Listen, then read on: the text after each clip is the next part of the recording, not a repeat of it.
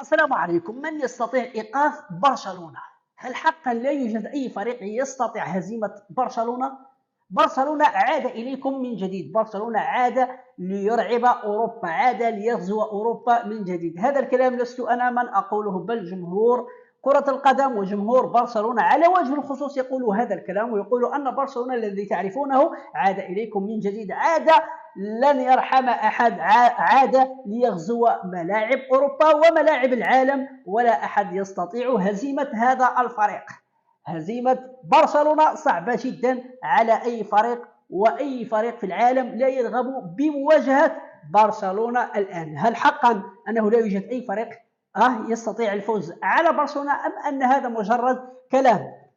برشلونة صحيح، برشلونة قوي في هذه الأيام، لكن هل ستستمر برشلونة إلى النهاية، أم أنه مجرد أسبوع الباكور وغادي يدوز ويمر وترجع برشلونة حيث كانت؟ برشلونة منذ سنة 2015 لم تفز بدوري أبطال أوروبا، على العكس هي شاركت في اليوروبا ليج لسنوات، 3 سنوات وهي تشارك في اليوروبا ليج، عكس الفرق الكبرى التي لا يرضيها أن تشارك، وكذلك حتى جمهورها لا يرضيها أن تكون لديهم فريق يشارك في اليوروبا ليج. على سبيل المثال جمهور ريال مدريد لن يرضى أن يشاهد ريال مدريد يلعب في اليوروبا ليج.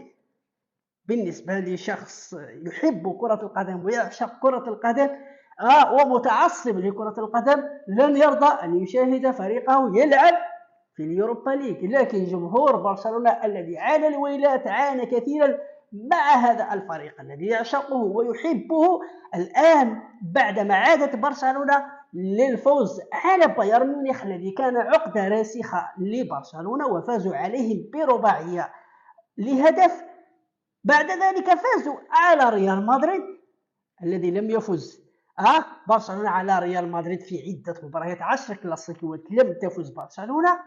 قالوا أن برشلونة عادت ولا أحد يستطيع أن يوقف هذا الفريق. لا يا أخي، لا، هذا كلام غلط وهذا كلام خاطئ.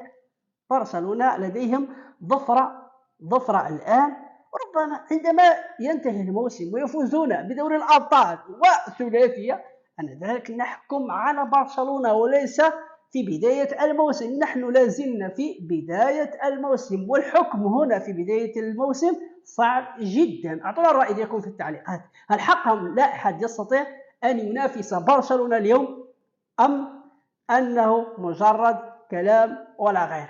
ما تنسوش التعليقات والمشاركة على الفيسبوك، وكذلك المشاركة على اليوتيوب.